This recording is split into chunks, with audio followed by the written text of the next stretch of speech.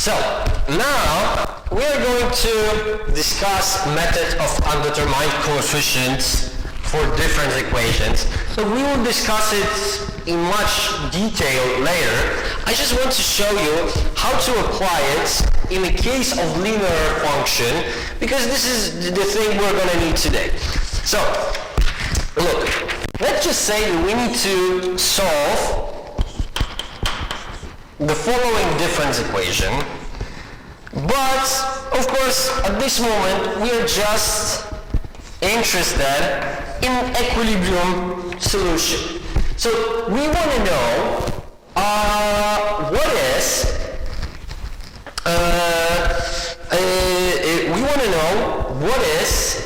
the value of a particular solution in this case.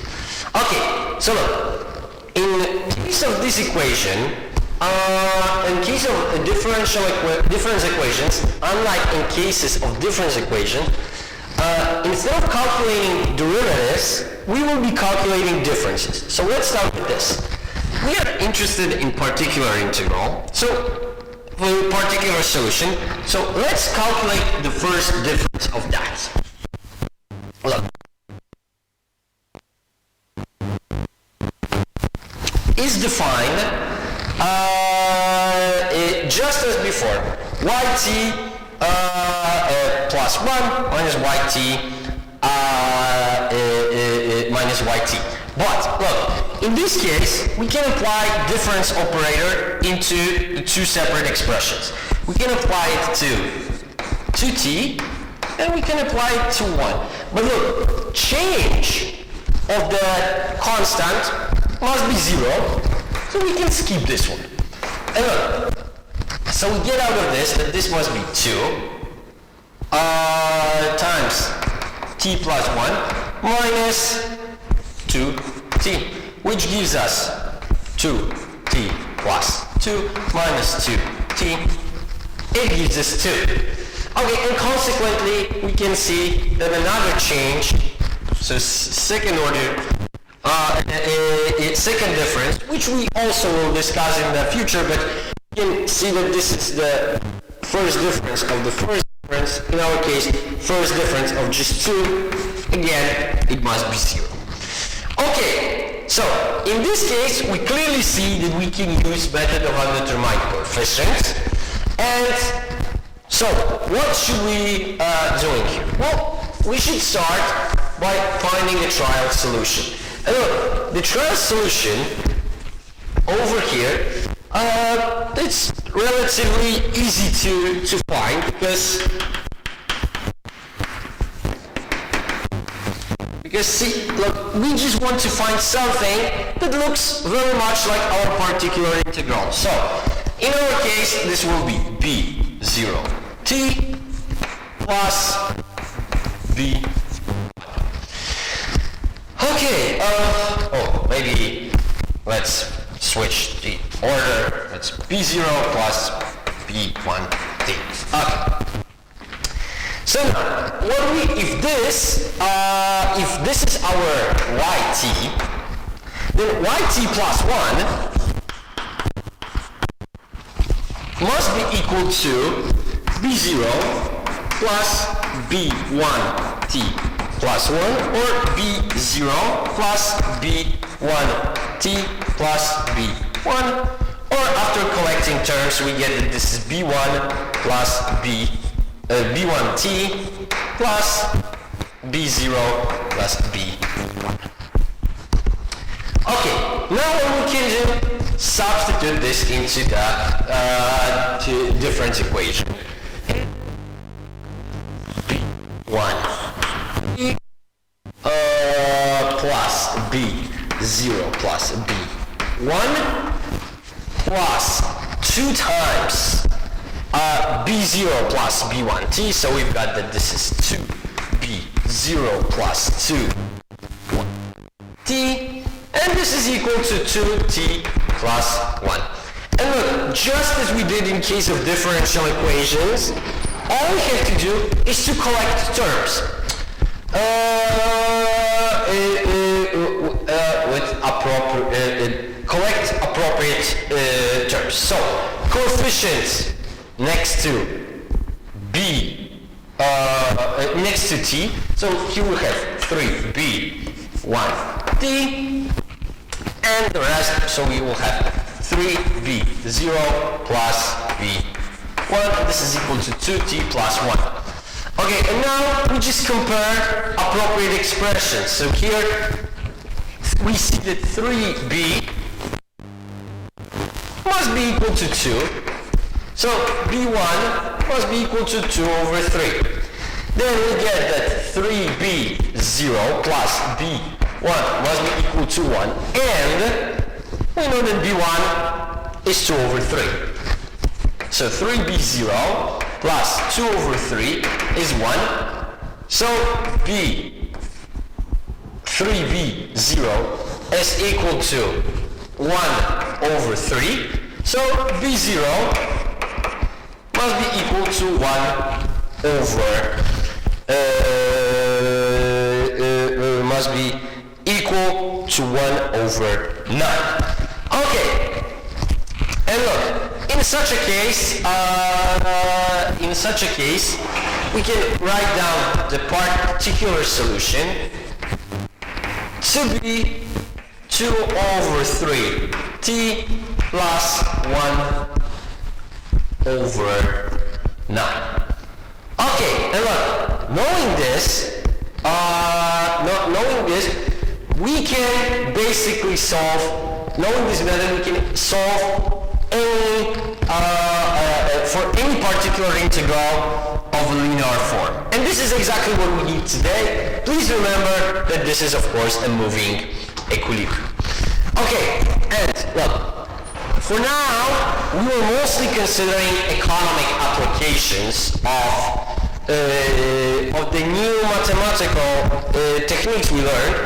Today we're going to do differently. What we're going to do differently today is actually we're going to do some applications to econometrics. Okay, in econometrics class, you definitely heard about something called random walk. Random walk is a time series process that is described by following equation, where of course epsilon t is normally distributed with zero mean and constant variance. So how this relates to what we've been learning about difference equation? Well, this is a difference equation, but now ET simply symbolizes some shocks to the data generating process. Now, let's solve this difference equation, but in this case, let's simply skip epsilon t, and we get homogeneous equation. Okay, in the case of homogeneous equation, we will rewrite it into the form y t plus 1 minus yt equals to 0. So we know that the particular solution in this case is 0. And look, in this case, a is equal exactly to -1. So the solution over here will be just a. But look, what is this a in this case?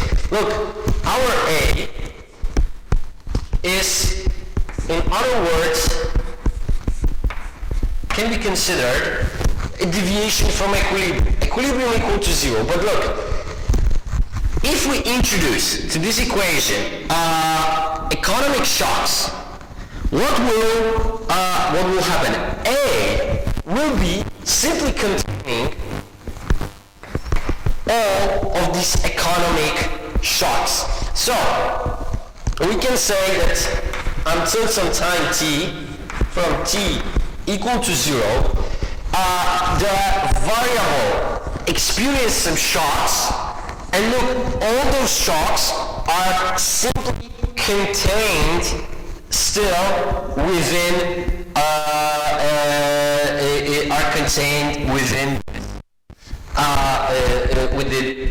this time series. And look, actually this is the case of negative 1 to the power of t. Of 1 to the power of t.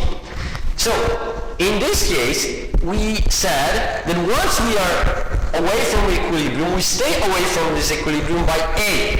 And look, this is why, imagine it like that. There is first shock, it leads us here. Second shock, we end up here. We end up here. We end up here. We end up here. We end up here. We end up here. Generally because of this property of mean reversion, because like we get that shock come from normal distribution with zero mean, so on average they should average each other out. We see that we are always staying outside the equilibrium. Equilibrium is at zero because particular integral, in this case, a particular solution is zero, but we never go back to it. And the time series simply is the sum of all the past shocks. And because it's the sum of all the past shocks, there is no adjustment process. We said that this is the time series that possesses perfect memory. Because it remembers everything that had happened to it. Okay, but this is a specific case that usually serves as the starting point of explanation for the other ones. And the case that actually it comes way close to explaining economic processes is a slight modification of random walk. This is random walk with drift. So now, random walk with drift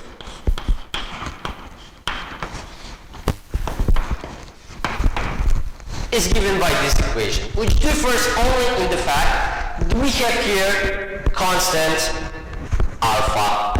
Okay, and now let's consider the implication of this. So what will happen over here is that when we want to solve this, we obtain that this is yt plus 1. I'm sorry, yt plus 1 minus yt equals to alpha.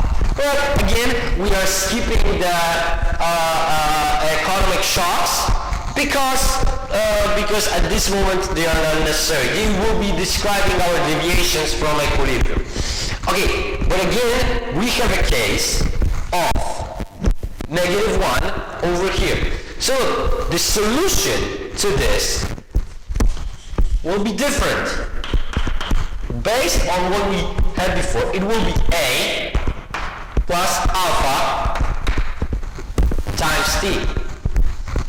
So look, what is the difference? Look, here, change of y is made out of only of past shocks, right? So it goes randomly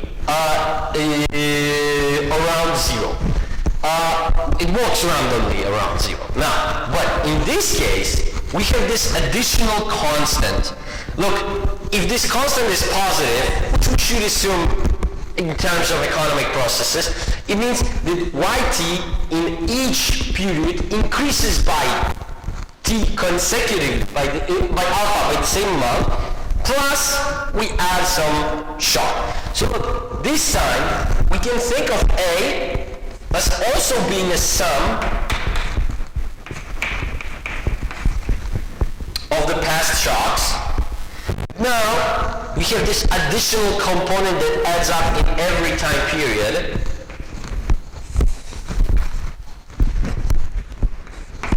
So here we would have a linear time trend. Yeah, linear. Oh. mean, we don't know where it starts, and for now, and well, in this case we can say it starts from here, but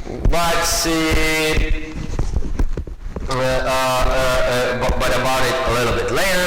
And look, now we have a process that goes, we have a random walk, but this random walk is around secular linear time trend.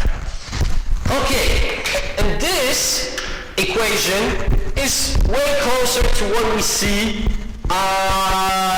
in economic variables. Okay, and now the last case I wanted to discuss with you is time stationary process. Let me check the time. Okay, it's not bad. It's time stationary. It's a trend stationary process. Okay, so look, now again, we will alter this equation, but this time we will alter it rather significantly.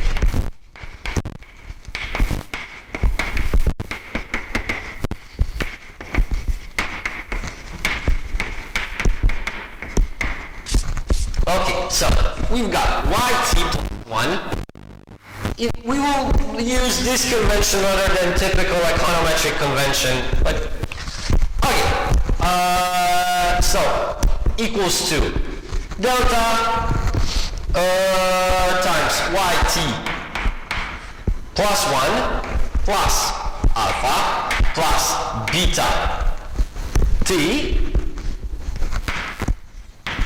and again plus economic shock, again normally distributed with zero mean and constant variance.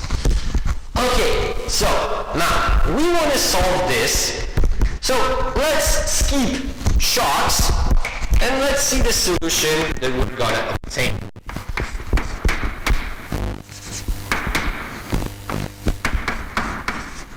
Oh, I almost forgot. We will assume the delta is somewhere between 0 and 1, but as you see in economic applications, it's going to be rather close to 1. Econometric applications. Okay, so now let's solve it. Look, in this case, in order to find particular integral, we need to use method of undetermined coefficients. So what do we get? We get that we will assume that yt is some b 0 b, and consequently yt must be equal to b0 plus b1. I'm sorry, yt plus 1. Plus b1 times t. Now having this equation, now having this result, we can simply substitute those two into the equation, and we get this is b0 plus b1 plus beta 1 t minus delta beta 0 plus beta, minus delta b1t equals to alpha plus beta t. Okay, now let's organize everything that we've got there. And look, we've got there that this is b0 1 minus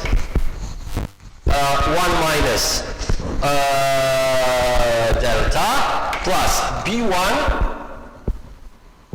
and let's put this into parentheses, and we've got this plus b1 1 minus delta t is equal to alpha plus beta t. Okay, so out of this we can obtain both beta and b1 and to 0 because like we beta b1, I'm sorry, 1 minus delta is equal to beta, so b1 beta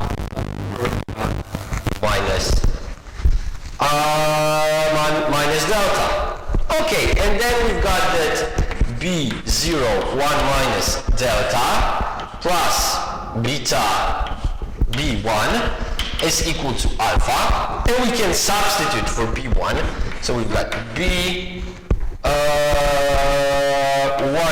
minus delta plus beta 1 over 1 minus delta equals to alpha, so we get that b0 equals to alpha over 1 minus delta minus beta over 1 minus delta squared.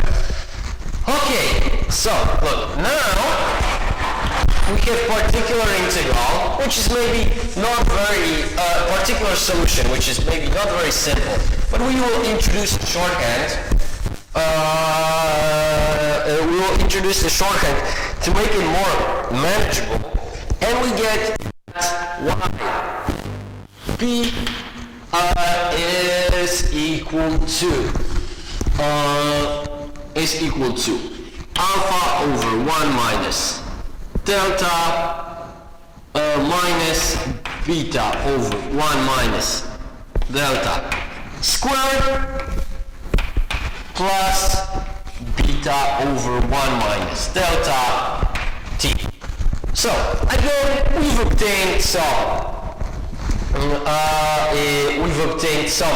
equilibrium, moving equilibrium.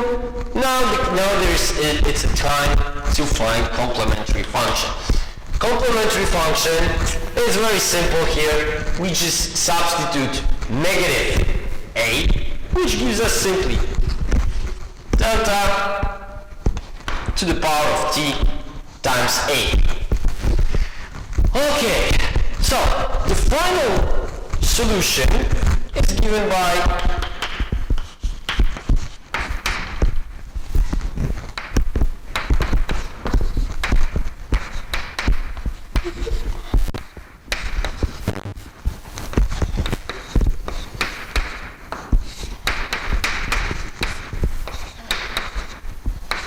okay, and look, in this case, what is the main, sorry, I need to be on time. Oh, Jesus. Okay. We'll have to take one more break before we finish, but, okay, look, what we have, what we see over here is that this time, complementary function actually has b. This b is our delta. We have assumed that delta is between 0 and 1. And look, this means that limit with t approaching infinity out of complementary function equal to a delta t is 0. So, look, in this case, again, as before, all the shocks are going into A. But this time, because the complementary function has the scaling factor that is diminishing with each consecutive time period, this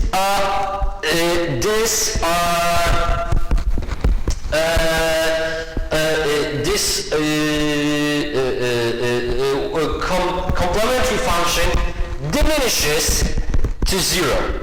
And look, this is what I meant, the very big difference between this and random walk with drift is that this time series does not have perfect memory, which means that it adjusts that if this would be equation for GDP, the GDP adjusts to economic shocks. And as a result, we will see that the time series exhibit more of the fluctuations around time trend, just as before, of course, because here we will have, here we will have intercept given by this. Here we will have time trend, linear time trend with this coefficient, and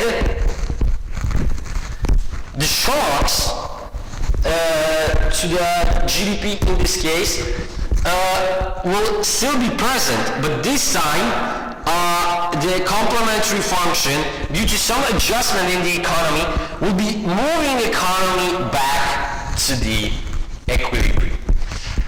Okay, now we will go back to this a little bit later. Now let's make a quick stop, and in the next movie I will show you the connection between what we have established here and unit root tests that you have been using in econometrics class.